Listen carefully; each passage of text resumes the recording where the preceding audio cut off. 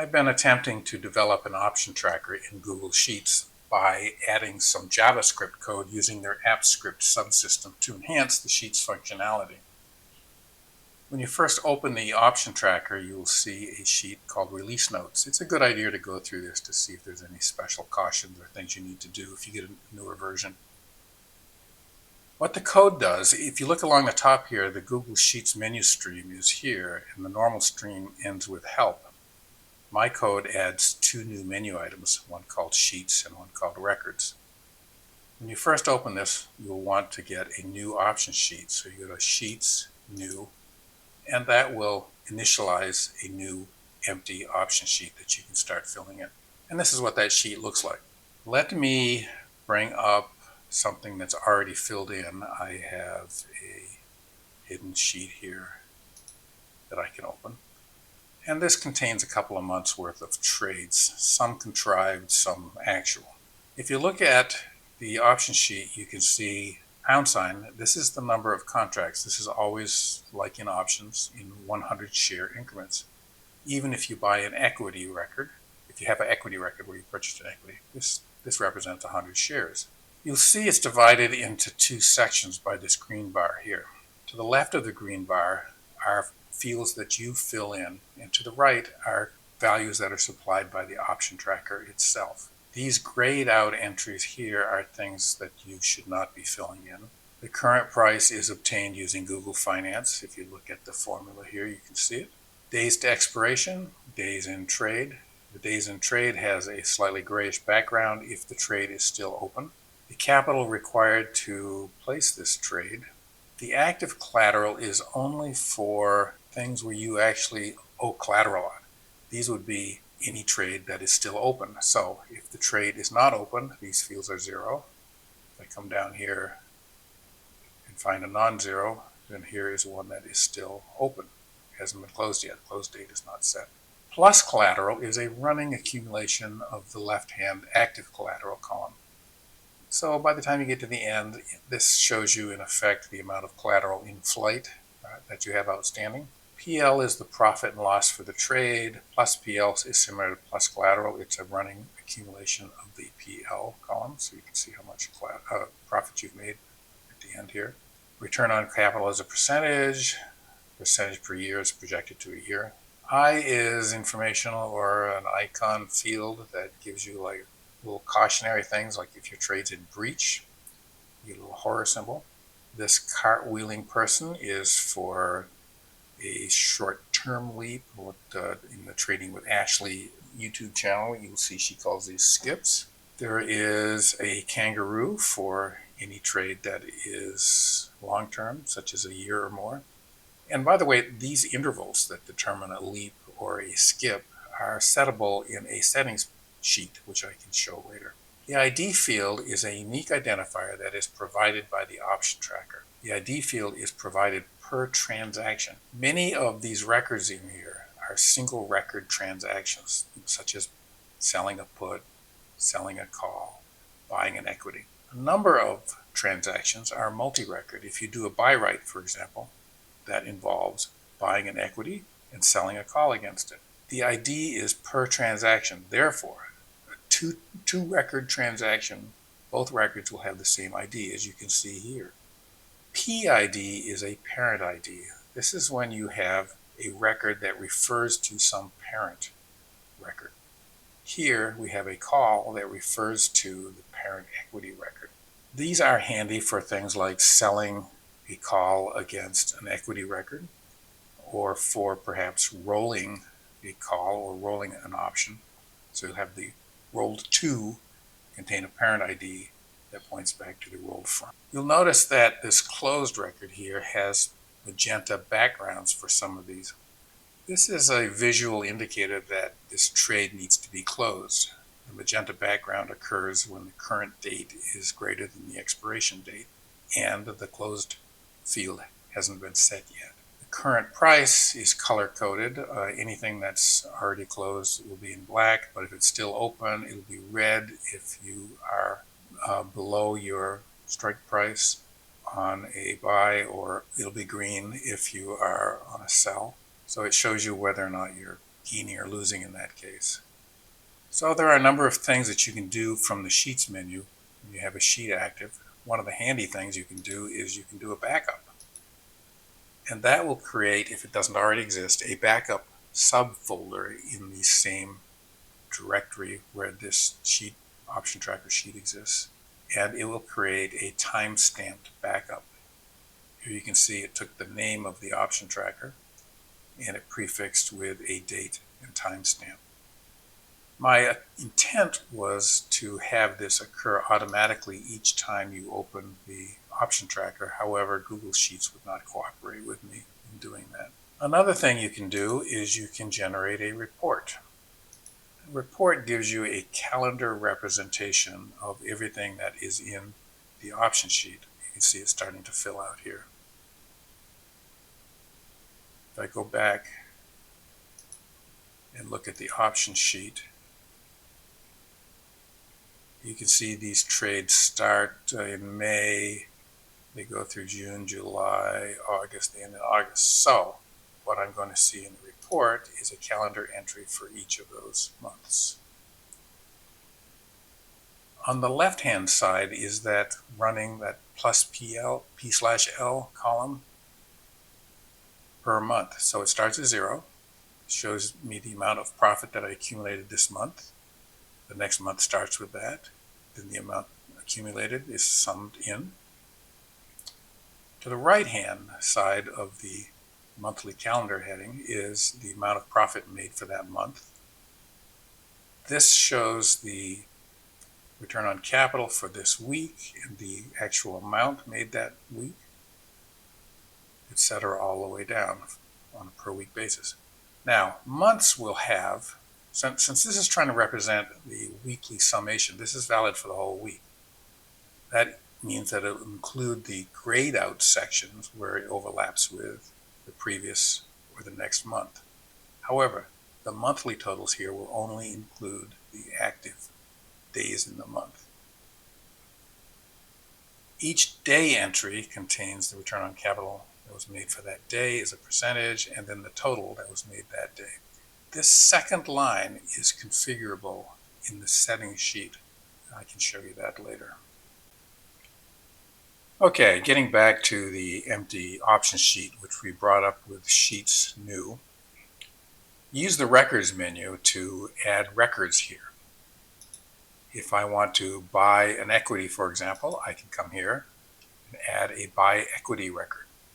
I would fill it in with the number of contracts, number of increments of 100 shares, for example. Maybe I do 7. I can fill in a ticker here. There's also a drop down. It remembers all of the tickers that you have used. Let's just pick the first one, Apple. The strike price is the cost per share for the equity. Remember, these grayed out entries are things I should not be filling in. So let's just go with whatever the current price is, 239.69. And it shows me the amount of capital that is required. I can buy other things. I can buy a call if I want to buy like a leap. Fill in how many I want to do. Let's pick something like, I can type in NVDA. I don't have to do the drop down if I don't want to. Expires. Let's make a double click this to bring up the date picker, as it's called. Let's go out a bit. I don't know whether this is a valid date. I'm just picking something here. And let's say a strike of 150. And let's say I paid 31.92 for that. And you see I got the leap icon here. I can also do a shorter dated one, which in the trading with Ashley YouTube, she actually calls these skips. Let me do something by call.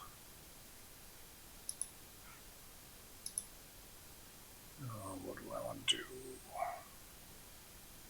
Palantir, that's always a nice one. And like I say, I want to do something a little shorter dated, closer to now. Strike is, let's say, 1 $40, and maybe I paid $38 for that. Oh, I must have made it too long because I've gotten a leap. Let me bring it in a little bit. Here we go. We got to skip now. All right. I can sell a call. Let's say I sell to AMD.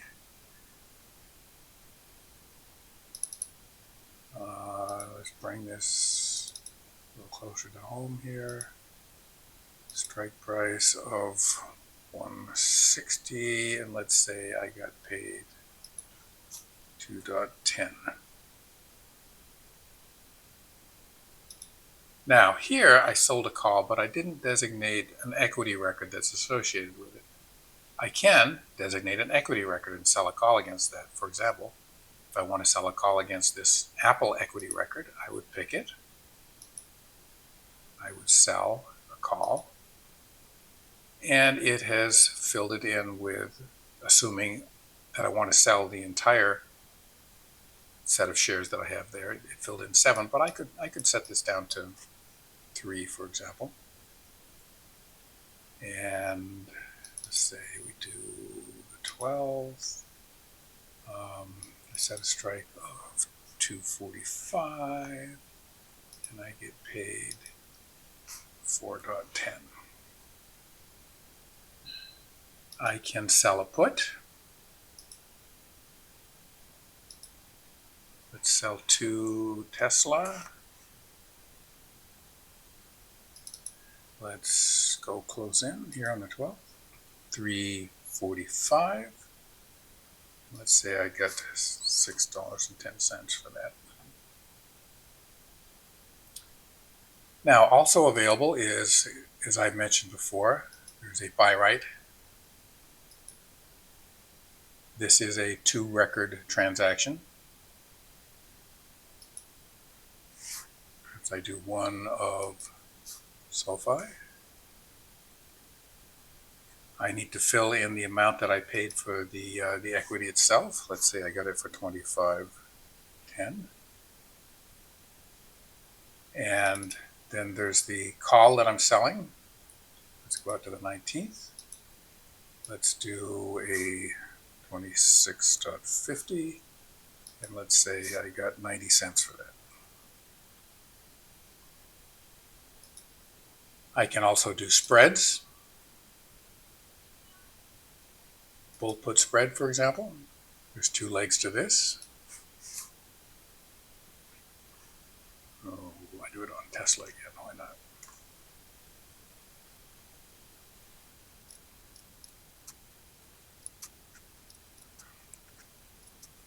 You'll notice that this contains the amount of collateral that is used for the sold put, and there's a negative collateral value for the bought put side.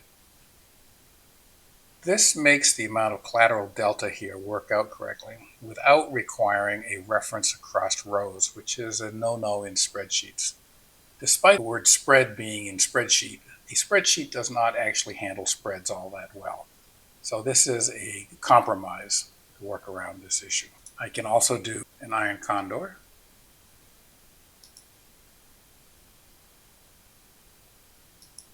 And again, let me pick on Tesla for this one.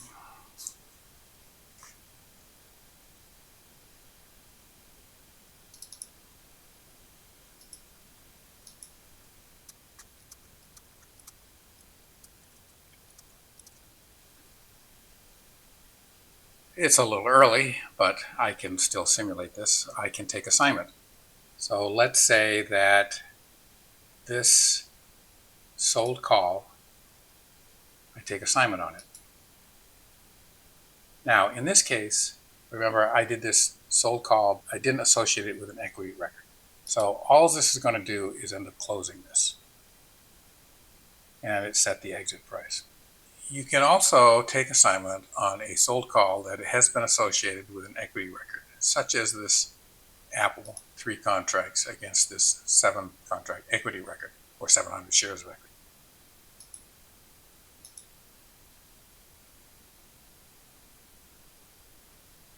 Notice that in this case, it divided the equity record into two parts, left 400 shares unsold, and sold the 300 shares at the strike price that was set in the call record.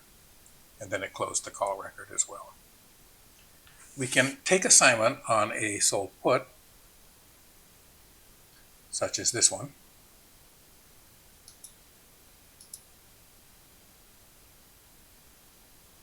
Here, it closed the sold put and it created an equity record at the strike price of the put. One of the features of the records menu is the ability to select records. When you select records, you pick something such as a ticker symbol, and then you do a select, and it will find all entries in the sheet that match what you have selected. Here it finds that SMR occurs 2 times in this sheet, and these will be highlighted. There's one there, and another one further up. I can do other things. I can do any column in here, such as a strike price of 130. How many times have I done a strike price of 130? Oh, apparently 6 times. And these will be highlighted.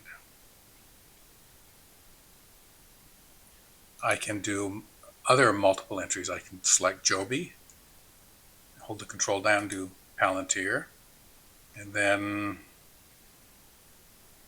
$91 strike. This is an inclusive selection. So this is, in programming speak, it's an OR operation and not an AND operation, or it is the union and not the intersection in set speak. And I've got 28 records with that combination. What this is really useful for is there's a special attribute when you do a record selection that if I pick an ID, it will find not only the ID but all children of that ID. In other words, it'll find everything that has a parent ID that points to that.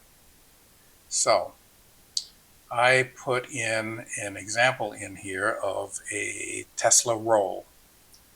And this thing is rolling, rolling, rolling. Okay, so if I click on the ID here and I say record select,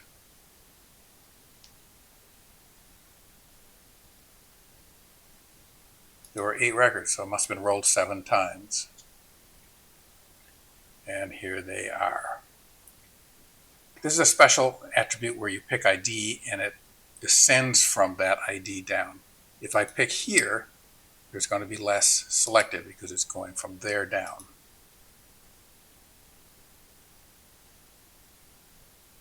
Six records. An inverse is to pick a child record, such as this point, and then it'll pick this record and all ancestors in the selection. 5 records. So why is this useful?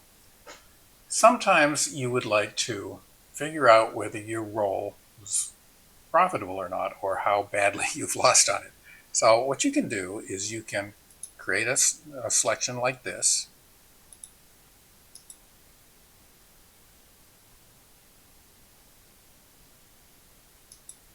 And then couple this with another records entry called copy selected.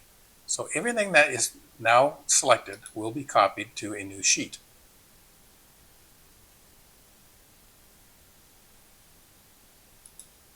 I can now open that new sheet and see how I did. Not very well, apparently. You don't need to use records select. You can select your own records. Here, I'm holding the control key down and selecting multiple records. I can then say copy selected. And only those 3 have been copied. Also in the records menu that's of use is the duplicate function. Why would you want to duplicate a record? Well, let's say that you have an equity that you wanted to split. One way to do that is to go Records, Duplicate. And duplication is always done by adding records at the end of the spreadsheet. And it simply copies it. So now if I wanted to sell 100 shares from this, I might want to split this to be 1 here, the remaining 9 up here. And then I can sell this. Let's say that I sold it for $2.38, for example. Now I'll enter that exit price, and it will fill in the close date over here for me. Right?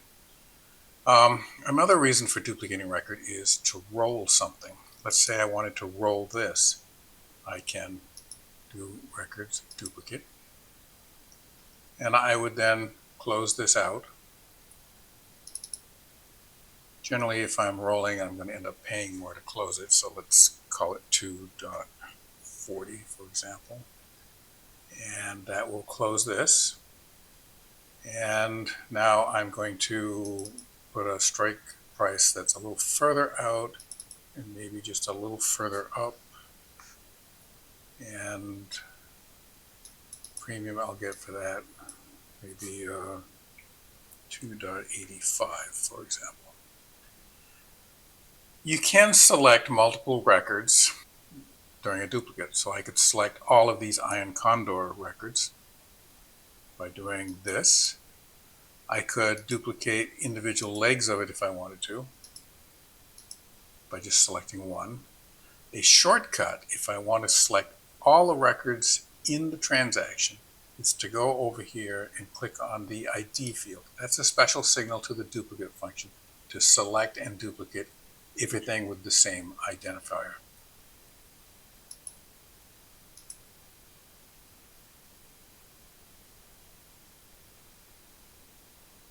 And there we have it. All 4 duplicated, parent ID has been assigned up, and the transaction has new identifiers. You can do multiple records. I can select this record and this record. I'm holding the Control key down. And do a duplicate. These 2 will now be added at the end. So one caution here. The option tracker doesn't do any special checking when it does a duplicate. It just assumes you know what you're doing, and it just copies the record. So you've got to make sure that you get all the quantities and everything squared away when you do this. To get a copy of the option tracker, you need to follow a link to a shared document on a Google Drive. I've preconditioned my Google Drive with an empty folder called Demo. That's where I plan to put it. So I take the link, put it in the browser, and that opens a shared copy. I now need to get my own copy, so I'll do File, Make a Copy. I'll select the folder where I want to put it. I'll put it on the demo folder. Select that. I don't want to call it Copy Of, so I'm going to change the name. And I will click Make a Copy. This is now opening my own copy. This tab back here still points to the shared copy. I don't need that, so I'll close it. The next step is you need to authorize the code to run, the custom code that I wrote that turns this into the option tracker and gives it that functionality. To authorize it, you need to have it run the code. And a simple way to do that is to go to one of the menus that's supplied by the option tracker and have it do something. The simplest thing is to do Sheets About. You'll then get an authorization prompt. Google here is asking for your permission to run that code. I'm going to click OK. I'm going to pick my Google account. Google tries to hide this from you as to how to do the authorization to make sure you really want to do this. So you need to go down here to the small print advanced, click that. Then you need to go all the way to the bottom here where it says Go to Option Tracker, or whatever the name of the file is. More scary warnings. Pick Select All and go to Continue. Once that's done, it runs. And other features such as being able to make a new sheet, etc., will all run properly. The purpose of these warnings is this is custom code and you don't know what that code is doing. It could be doing something nefarious, such as sending your data to some email address or some server overseas or something. You're welcome to look through the code to see what it does. And a simple way of doing that is you go up here to Extensions, AppScript, and that will bring up the code editor. There are 3 files that make up the code. There's code.js, menu.js, and calendar.js. Feel free to look through and see what it does, or if you're a programmer, you may want to make extensions or changes to this. Now to make a comment or two about just general precautions and observations in using the option tracker. You want to leave the records in the option tracker sheet or sheets that you have under control of the option tracker. Use the records menu for these. Do not have blank entries between your rows. Do not have unfilled, uncompleted entries between your rows. If you end up with these, simply delete them, because having these can mess up the operation of the option tracker.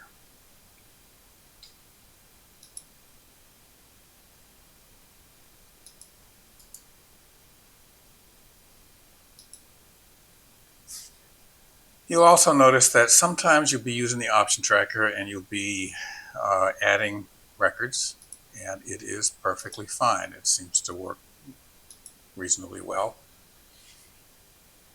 But other times you can do the same menu request and it will take a long time to complete. The option tracker is at the mercy of Google and Google services. It's also at the mercy of how fast your internet connection is. A lot of these requests have to go to a Google server. Google will dispatch that to some machine. Depending upon how busy it is, it may take a little while to complete the request. Other times you'll be running it and it completes quite quickly. On the option sheet itself, everything to the left of the green bar, as I mentioned before, is data that is provided by you, the user, and to the right of that green bar is filled in by the option tracker. The column on the right, PID, must be the lastmost column. You're free to rearrange these others if you want to make a more suitable arrangement for yourself. You are also free to add columns off here on the right, and these will be maintained like if you do a rebuild. These will be maintained. The hidden sheets, let me bring these out. You will not, in general, want to change the tracker template unless you want to rearrange the columns in here. You're free to do that, but you need to keep that in parallel with whatever's done in the record template. In the record template, you can also change the formulas that are in here. Right? These have got different formulas in here. You want to make sure that you never reference across rows. You don't want one row to reference something in another row. That seems like a natural thing to do for a spread because you would like to get the difference between a sold and a bought option, for example, in order to compute collateral. But that doesn't work because when rows get rearranged in the option sheet, those relative references become invalid. As was demonstrated before, you can add data for the fees in here. You can add columns to the right of the fee structure, just to the right of the green bar. PID must be the last column. The way the option tracker works is it uses named ranges. You can look at the named ranges by going Data, Named Ranges. There's a convention that anything that begins with M dot is something that gets put into the records menu. So M dot by underbar right, the underbar in here is replaced by a space, and so these menus are dynamically built by right. You see there's an M dot cell call, and that becomes here, or M dot cell put, that goes in here. And these, in fact, just reference these records as a template. You can see that when I pick M by call, this is the range that's picked. M cell call, that is the range that's picked. The app script functionality, in order to be implemented, has to make a round trip to the Google servers. It is best to minimize the number of requests to the servers that are done. And for this reason, the code loads these named ranges when the spreadsheet is opened. Because of that, if you make any changes in here, you need to reload the spreadsheet to ensure that the in-memory copy of these named ranges matches any changes that you've made to the named ranges. I never imagined the video would be this long when I started. If you endured to the end, congratulations. I've been using this option tracker for my personal trades for the last 2 months. I want to caution you that this is software. It's software that I wrote, and it's built on top of software supplied by Google. All software has bugs. During the 2 months I've been using it, I've found and fixed a number of my bugs.